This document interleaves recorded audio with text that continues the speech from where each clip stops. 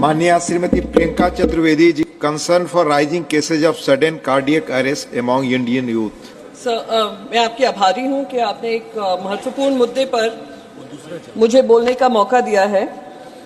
Sir, आज सवेरे ही जब मैं पार्लियामेंट में आने की तैयारी कर रही थी, पता चला कि एक मेरे परिवार से परिचित एक 36 साल के युवा हैं जिनकी क्रिकेट खेलते खेलते अचानक ही हार्ट अटैक आया और उनकी मौत हो गई। और आज ही के दिन मुझे ये मुद्दा रखने को मिल रहा है, तो मैं आपकी खास करके आभारी हूँ।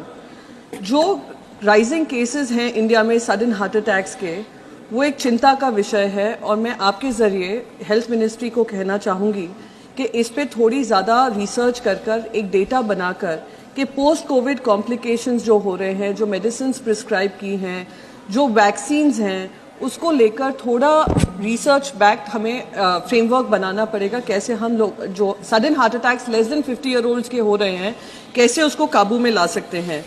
वैसे ही लैंसेट की स्टडी बताती है कि इंडिया में 5 से 6 लाख इंडियंस की अचानक से हार्ट अटैक होकर मृत्यु हो जाती है और वो 50 साल से कम उम्र के हैं।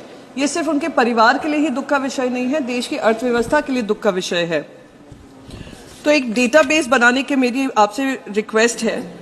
और रोज अखबारों में आता है कि कोई डांडिया खेलते खेलते उनकी डेथ हो जाती है, कोई हार्ट कंडीशन नहीं है, कोई हेल्थ हिस्ट्री नहीं है हार्ट को लेकर, पर वो उनके अचानक से डेथ होती है। कल ही डॉक्टर प्रशांत नंदा जी ने इस मुद्दे को रखा था। उन्होंने बताया था ट्रेन में एक 38 साल के युवा को हार्ट अटैक आ जाता है, कोई मेडिकल फैसिलिटीज़ नहीं थी। तो इस पे भी खास करके ध्यान देना चाहिए। दूसरी चीज़ मैं कहना चाहूँगी सर, फाइजर की वैक्सीन जो अमेरिका में काफ़ी लोगों को लगाई गई थी, अब आकर जब उन पर दबाव पड़ा है, उन्होंने बताया है क्या क्या उसके साइड इफ़ेक्ट्स हैं। तो शायद हमें इस पे भी आत्मचिंतन करने का विषय है कि जो वैक्सीन्स लगाई गई या कोविड का जो गंभीर स्वरूप जो लिया गया, जो मेडिसिन हमारी तरफ से प्रिस्क्राइब की गई, जो मिनिस्ट्री ऑफ हेल्थ और फैमिली वेलफेयर से आई थी, क्या उसमें कहीं कमी रह गई।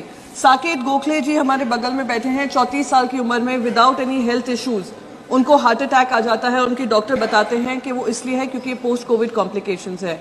तो आपके माध्यम से सर मैं बस यही रिक्वेस्ट करूंगी कि ये एक इम्पॉर्टेंट विषय है, इस पर खास करके ध्यान देना चाहिए।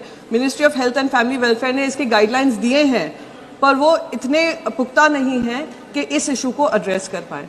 आपकी आभारी हूँ कि आपने मुझे ये कहने का मौका दिया। Thank you so much sir.